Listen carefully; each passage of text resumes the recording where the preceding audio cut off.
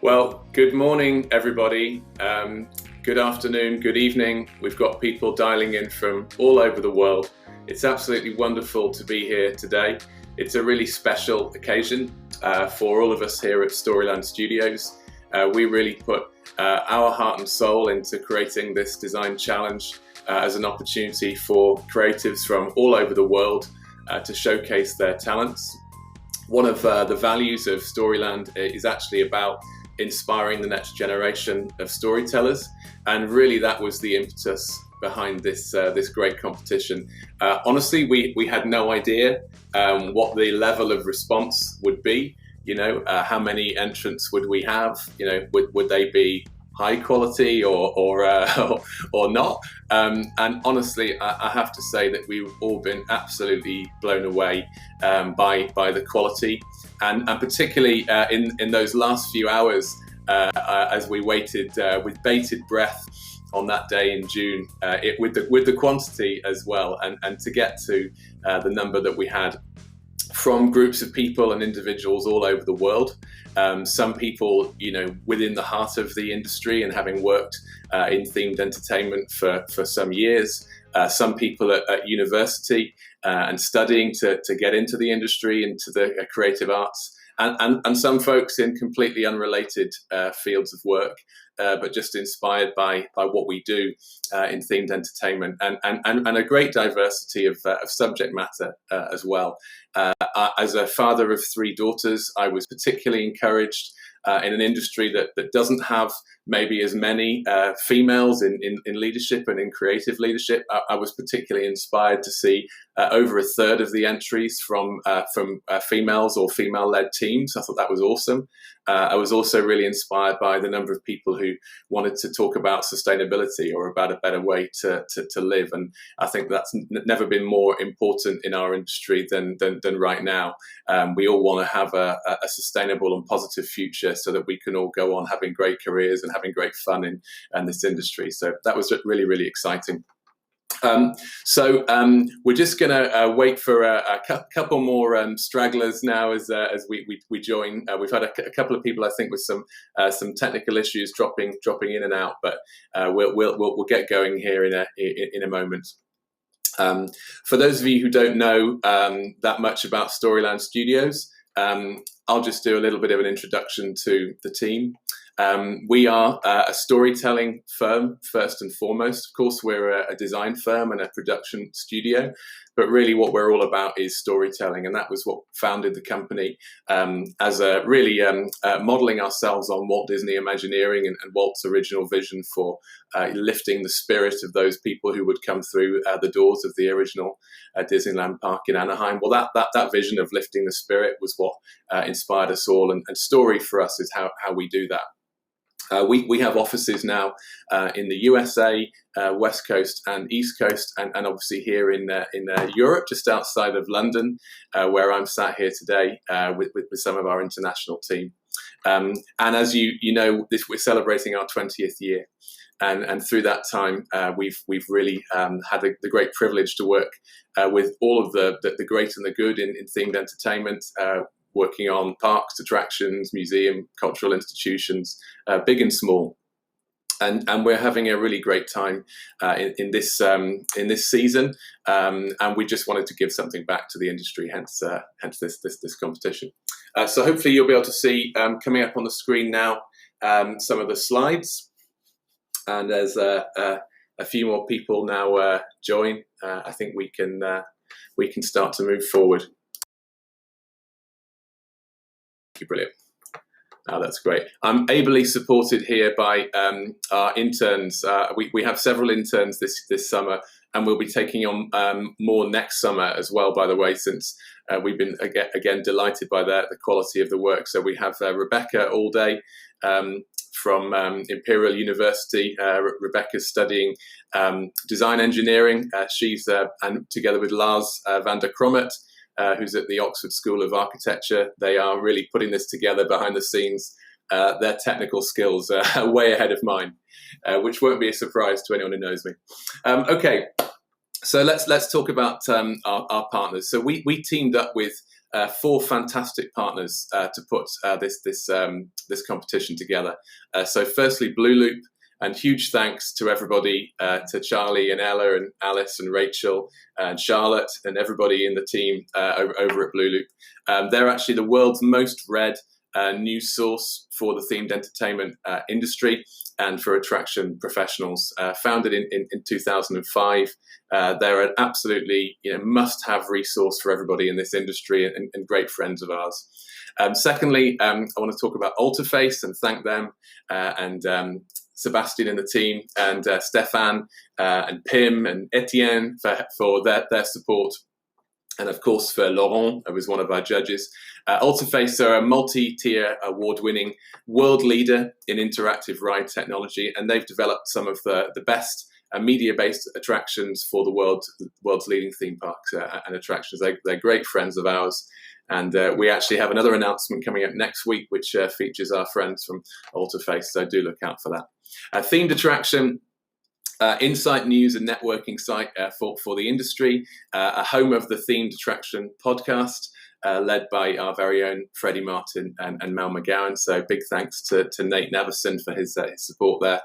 And last but not least, of course, our friends at Mac Next, who've grown under Michael's leadership from an in-house design agency to an international creator and consultant of innovative theme park design, media-based entertainment and content behind such industry-leading exhibits as You'll Be, which of course launched earlier this year. Really, they're about developing ideas for the attraction industry of tomorrow. So huge thanks to all of our partners.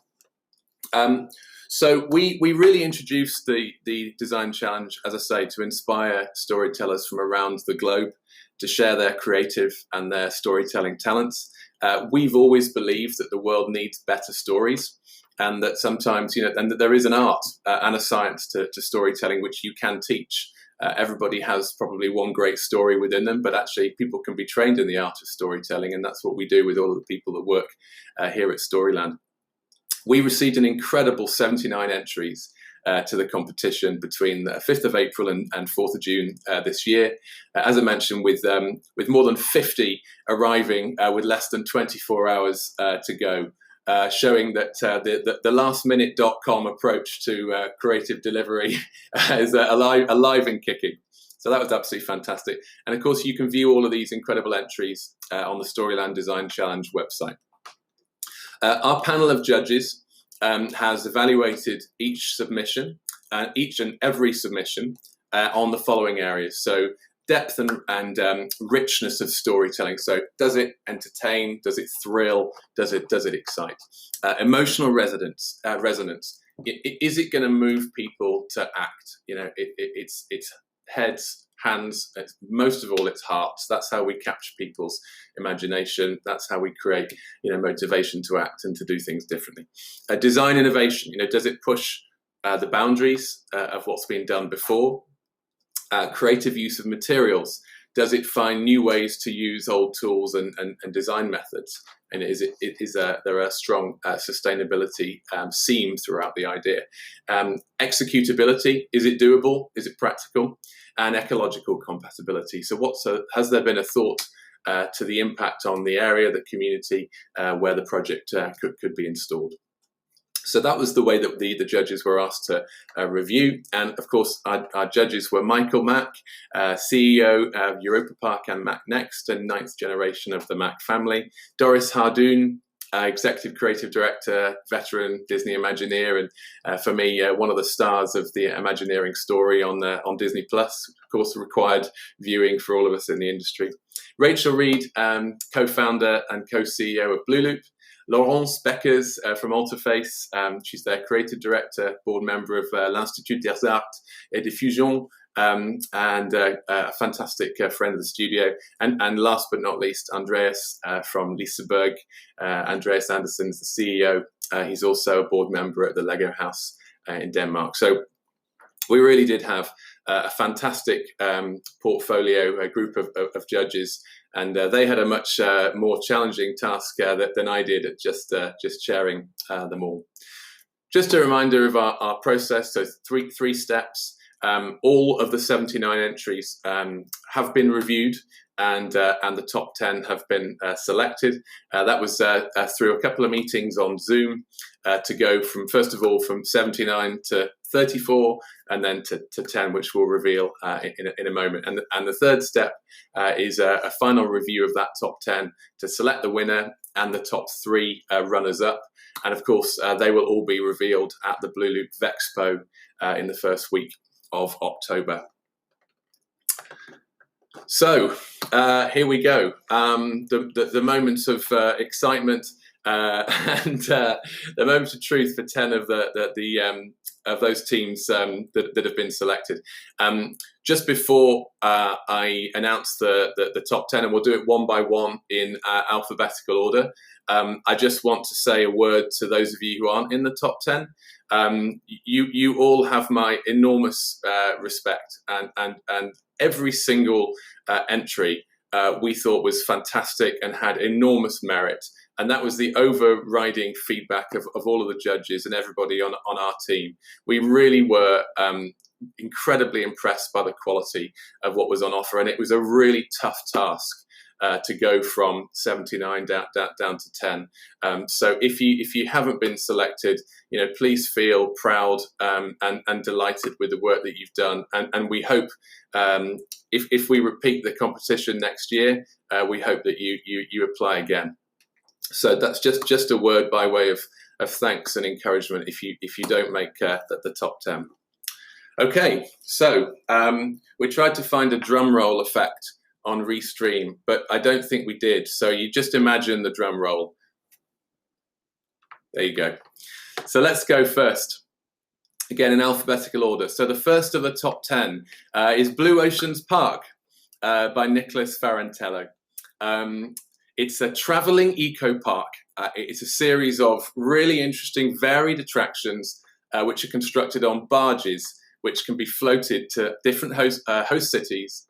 Really strong focus on sustainability and the environment. Blue Oceans Park aims to reduce the strain of both tourist travel by taking the entertainment to the guests, to the tourists, using green technologies. So it acts both as an environmental and an accessible attraction that can encourage local tourism. So congratulations to Nicholas Farantello. Nicholas is a themed show set designer from Florida. So I don't know if we've got Nicholas on the line here, but if we do, huge congrats. We have some wonderful words on each of the entries, but we just picked this one out from Doris. Doris said that this is a dynamic, relevantly exciting, adaptable theme park concept that leverages international waters to provide environmental, responsible messaging, yet fun experiences for globally diverse guests of all ages. So huge congratulations to Nicholas. Okay, so next, Carnival of the Animals, Rebecca Fox.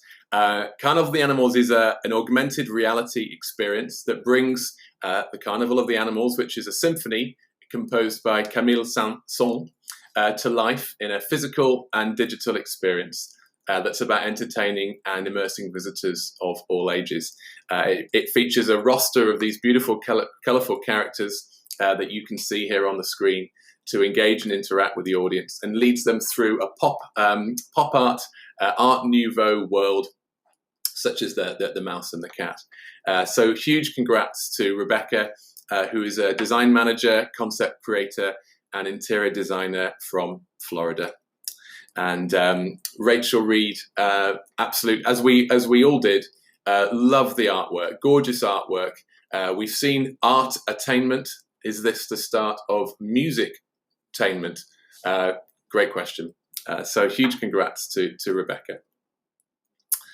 Okay, next up, the Chaos Institute, Jakob Fagerstrom and Alders Lilligren. By the way, everybody, apologies in advance for the mangling of your beautiful names and I apologise in advance for the way I've just pronounced Anders' surname. I am sorry. Chaos Institute. It's an immersive thrill ride attraction. Fantastic story behind it. Incorporating a new ride system which has a drop tower, roller coaster, and interactive dart ride mini game. The ride and the whole experience is competitive. It's themed as a series of human tests where guests aim not only to beat each other's scores, but also to conquer their own fears.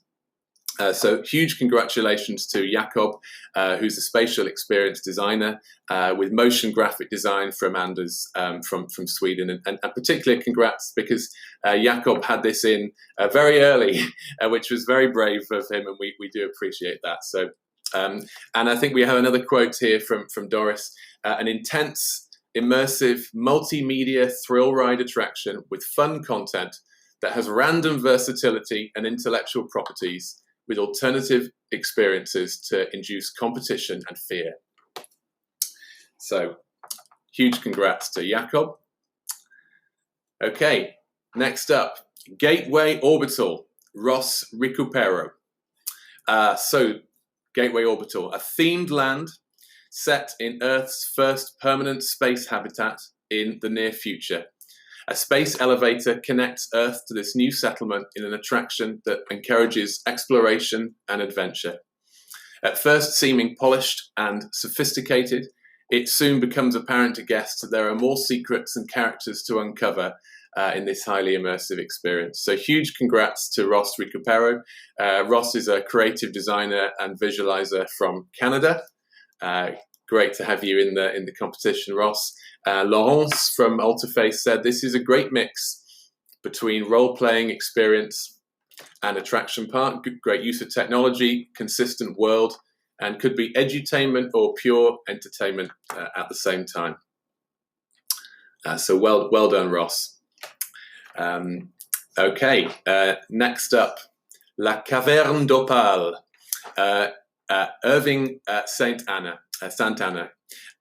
Caverne d'Opale is another really interactive ride, guests board a raft, fitted with cannons, a projector, a treasure map, and even a hurdy-gurdy. Guests direct their own vehicle to view show scenes and complete challenges around the attraction. They act independently as the crew of their own adventure as they attempt to solve mysteries introduced in a mobile app. Congratulations to Irving Santana.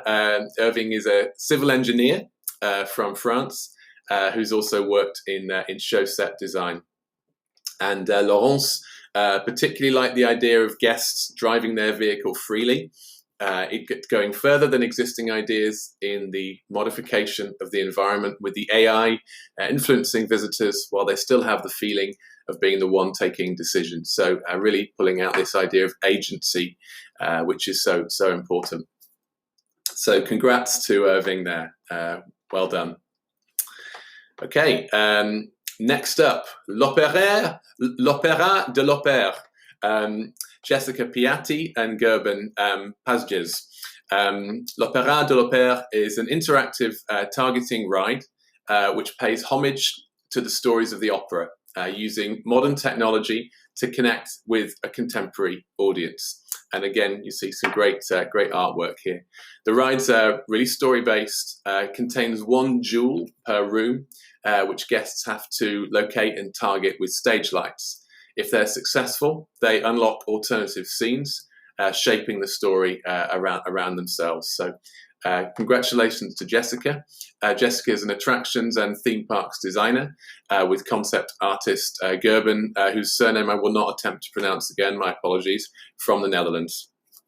And Michael said that this concept is a beautifully developed dart ride with this wonderful idea to combine famous music themes of the opera with a little gameplay, fun and joyful.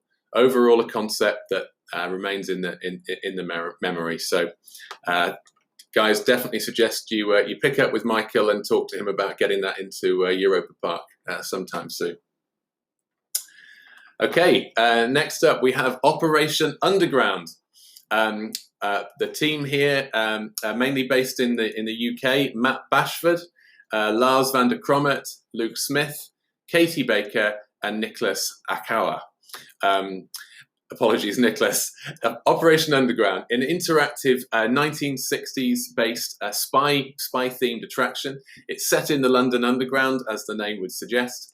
It has an interactive queuing system and dart ride, as well as a themed cafe and themed retail environment. You come in as a guest and are first trained in the Underground HQ before being sent out on your first high-stakes mission across London. And a great deal of humour in this experience, as you'll have seen.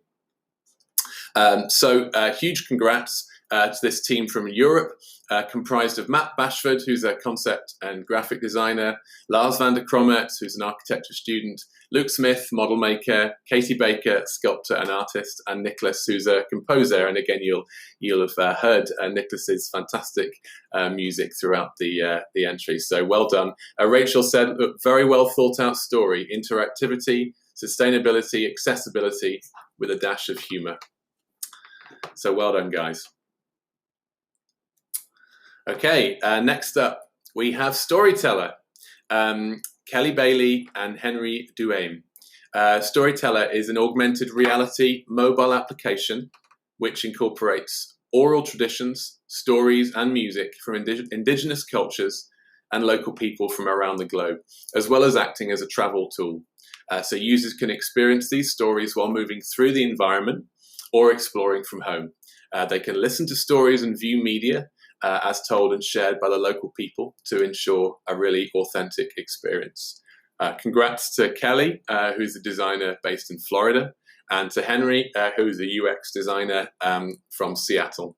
And again, a quote from Michael Mack here, a deep and fascinating idea to tell stories and experiences on multiple levels in order to cross over cultural differences. A great thesis, written and developed and worth diving into more to use technology for a greater good. So well done, Kelly and Henry, on Storyteller. Okay, for those of you counting, we have 2 to go, and one of those is Taste of Europe, the tasteful travels of Olivier Flambé, a team from the Netherlands. Nikki, Wim, Tim, Mark, and Vincent. Well done to all of you guys.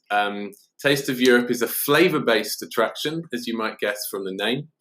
Guests are sent on a journey across scenes from turn-of-the-century Europe to collect flavours. It features 2 ride systems, including a unique new side rail concept, which are connected with a walkthrough, as well as a restaurant where guests can taste the result of their travels. Congrats to this team from the Netherlands. Comprised of Nikki, who's a designer, Wim, who's a PhD candidate, Tim, who's a graphic designer, Mark, concept developer, and Vincent, who's an illustrator and designer. And Michael said, a great team effort to develop a classic theme park experience with every single detail needed for an extraordinary adventure. A well-developed combination of every aspect of a theme park ride. Also a great idea for a new ride system. So brilliant quote there from Michael. And finally, it's the Time Watcher from Adrian Gutierrez Rojas. The Time Watcher is an immersive roller coaster in which guests get to experience an adventure to save the fabric of time, guided by the mysterious figure of the Time Watcher, a central character to the story. It features a domed track tilt system to create a new and intriguing world and inspire guests to consider time from new angles. So huge congrats to Adrian. Adrian's a SCAD Master's graduate of Themed Entertainment Design. Quote again from Michael, a great climactic and epic journey through time with an easy to remember storyline and well thought through elements in the queue line and the ride itself. The content serves the message to appreciate the time that we have. So there we have it, the top 10, just to go through those again. Blue Oceans Park by Nicholas Farantello. Carnival of the Animals by Rebecca Fox. Chaos Institute by Jacob Fagerstrom and Anders Liljegren. Gateway Orbital by Ross Ricopero. Carnaval d'Opale by Irving Santana, L'Opéra de l'Opère by Jessica Piatti and Gerben, Operation Underground by Matt and the team, Storyteller, Kelly Bailey and Henry Duhame, Taste of Europe by Nikki and the team, and The Time Watcher by Adrian Gutierrez. Huge congratulations to everybody who has now made the top 10. One of you will be the ultimate winner of the Storyland Design Challenge, and 3 of you will be the finalists. Huge well done to all of you. We will be reaching out to you in the coming weeks individually to tell you the result and to talk to the winners about setting up the event for October with our friends at Blooloop. So just a plug for that. Between the 4th and 6th of October, the winner will have a dedicated session where they'll actually present their concept to the whole audience, which is is a wonderful opportunity for that lucky and well-deserving person. And then within the Storyland booth, the 3 runners-up will also have spotlight sessions to be able to talk to the world and present and just show off all that talent that you've had on display. So that's it for today. Want to thank you all for dialing in and spending your time with us this Thursday afternoon or early morning. As always, if you guys have questions, we can be reached through your social media of choice or the email on the Storyland Design Studios website, the info at storylanddesignchallenge.com, I think. Don't quote me on that.